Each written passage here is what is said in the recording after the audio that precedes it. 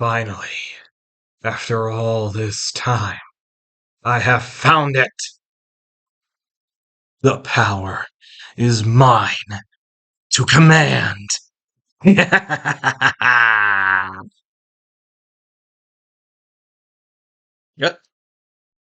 Wait, who are you? Oh. Oh, hell no. I found this first. I'm not gonna let some Gundam ripoff come after me for this damn sword here, alright? I'm the one in charge here. Is that a bird? Actually, you know what? You can have it. Here, please, take. Shit! Welcome to Convertibot Reviews. I'm your host, Convertibot, and the star of the show today is the Bandai SMP Gingaoh modeling project. I think that's how you say it. Gingaman, Gingaoh, Megazord. Look, alright, it's a Power Rangers Lost Galaxy Megazord. It's a model kit made by Bandai. Alright. Yeah, I'm sorry, I'm not Japanese. Not gonna help there. But this is a model kit, so we gotta build it. And as for a build process, it's not bad. If you've ever built a model kit before, same thing here. Though I will say this, it wasn't difficult to build, though there are a few things I would have preferred, or at least some essences of quality control that would have been taken. It's not a bad model kit at all. However, as a figure, there is some noticeable flaws. And, yeah, let's just say if the Red Eyes Black Dragon had some BS, this has got a lot of BS. Let's get into it. All 5 of the Galactic Beasts here, the Galactic Beasts, that's how they're called in the Power Rangers part at least, yeah, they look like they came right out of the show. And you have Gingaoh, Gingorilla, Gingaoh, Gingavrik? Okay, that's weird. And Damn. Sorry, couldn't resist the obvious joke. But regardless, all 5 of these guys look absolutely phenomenal. And again, look like they jumped right out of the show. However, the looks aren't everything. Posability-wise, all these guys, save for the gorilla, are essentially a brick. Yeah. If you ever had the original Bandai Power Rangers Lost Galaxy Megazord growing up, a lot of the posability is the exact same for the individual Galactic Beasts. Alright, so you're going to have hinges on the legs, maybe some rotation at the head, opening mouth, and tail wag. That's it. Alright, where this figure shines is once they're all combined. But one figure that does have some actual posability to it is the gorilla, the blue gorilla.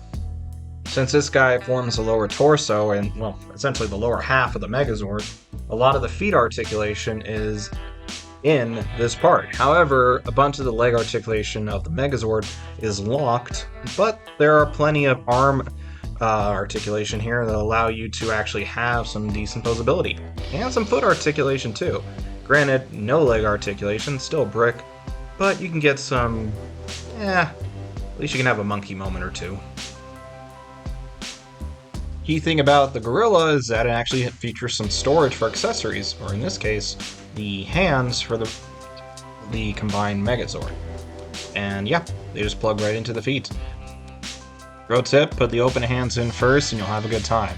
Plus, it doesn't interfere with the actual stability of the legs for it to stand up. With that being said, let's move on to size comparisons. These guys are not that big. Here are the Galactic Beasts next to Sirius, Shockwave, a Transformers 1 Megatron little cup thing from AMC, thank you, and my little mascot Dune Runner, who, is not that big. I'm still a short king. While they are small, the individual Galactic Beasts are no match for the main event. The full combined Gattai, the full Megazord. Cue the music. Let's go. Galactic Beasts, arise!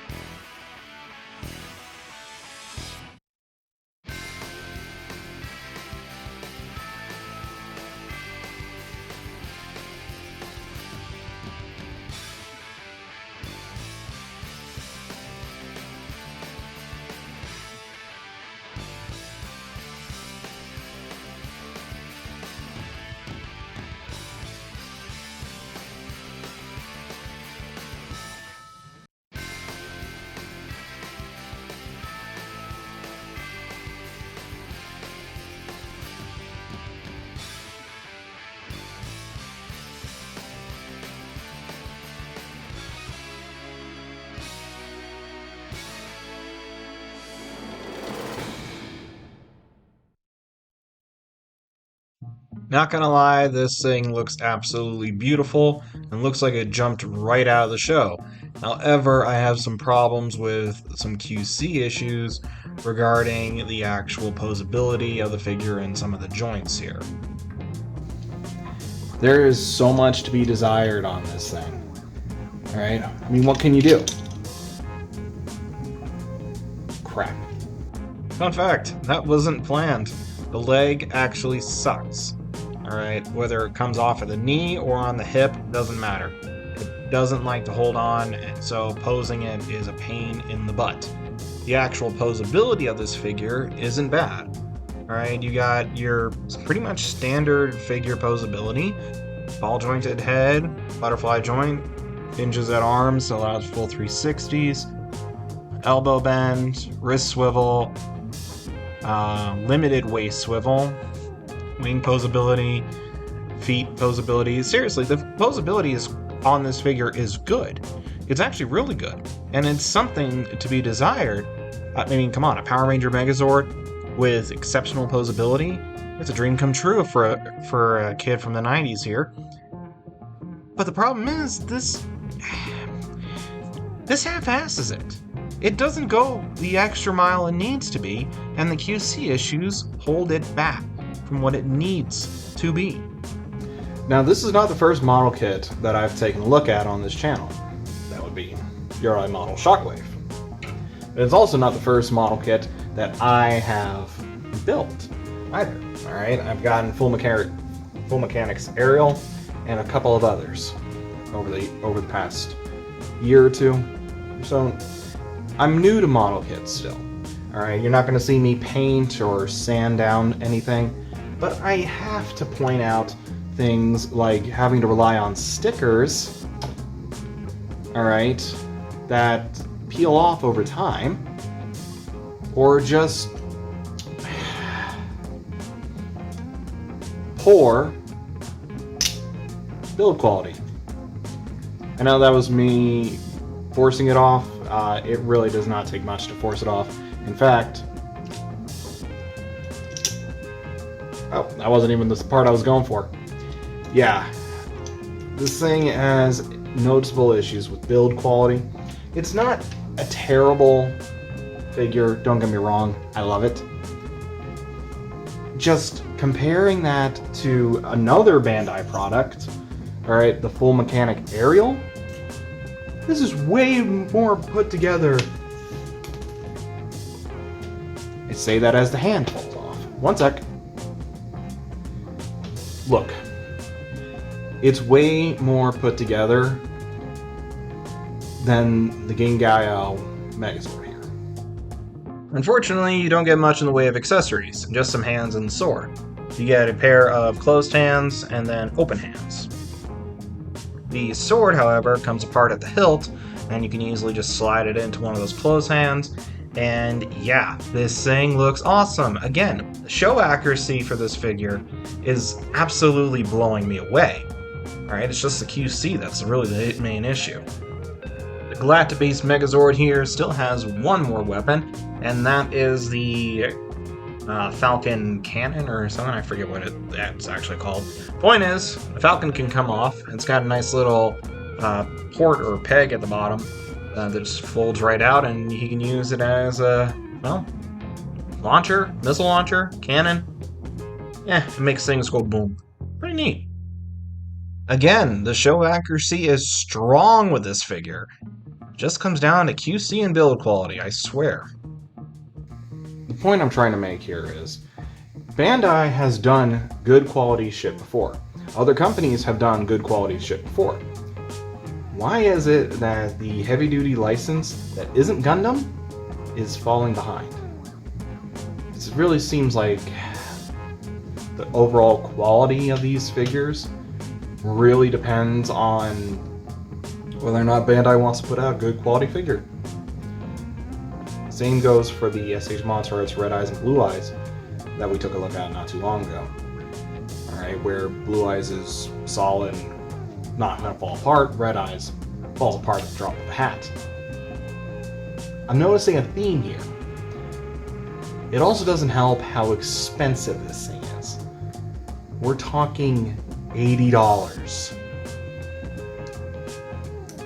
$80 for a model kit that doesn't even stay together. That's not good. Versus, hey, how much is full mechanics aerial? Oh, $55.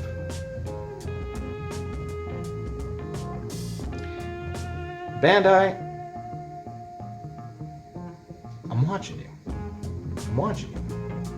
Hate to be the bearer of negatives, but here's one more negative before we wrap this up.